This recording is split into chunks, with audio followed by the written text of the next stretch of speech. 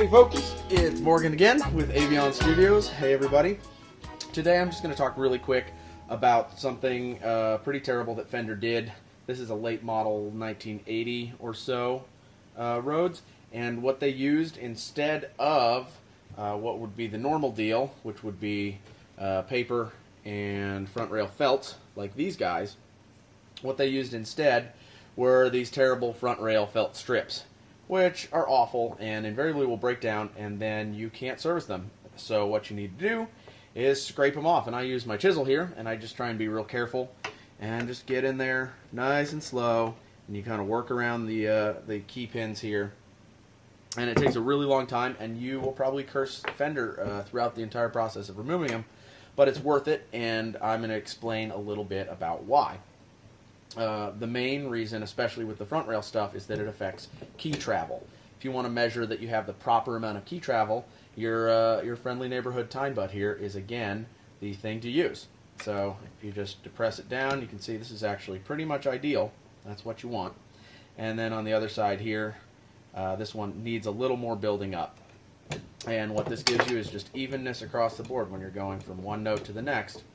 You want it to be an even amount. The other reason that it's important is you have to think of this as a lever. And so if this travels too far downward, which it does on every single one of these that still has the original felt strip on the front rail, what you get is too much travel.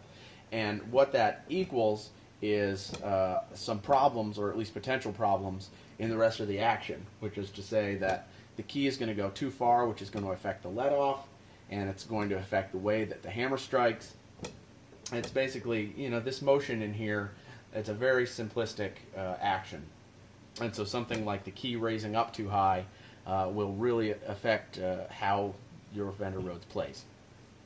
So, really simple. All you need to do, once you have everything scraped off, is this is my traveling kit that I use when I go around to people's pianos or keyboards.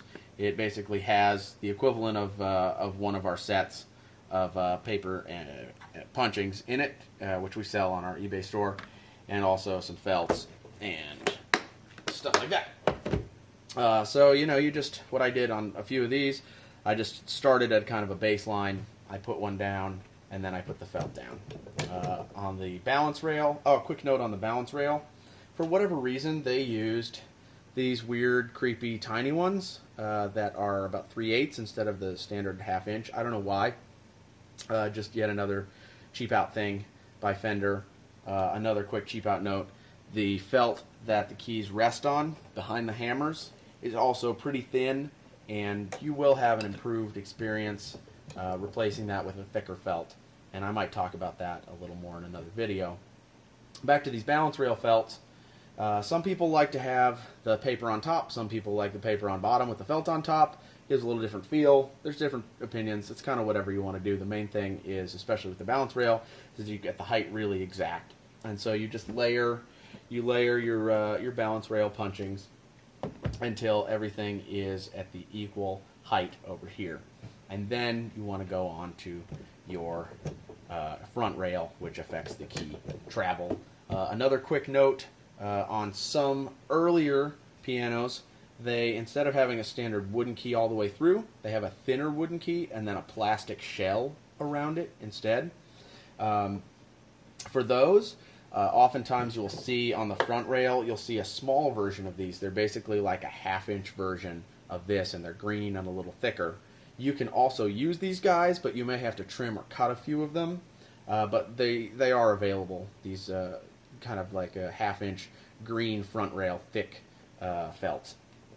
So just be on the lookout for that. I think that's about all. Good luck scraping this away. It is actually terrible, and I wish Fender had never done it, but you can do it. It's not too hard. It just takes some time and some attention, and then leveling it, you are really going to appreciate the uniformity of feel across the keys, and also that will translate into a smoother action and a more kind of consistent key play.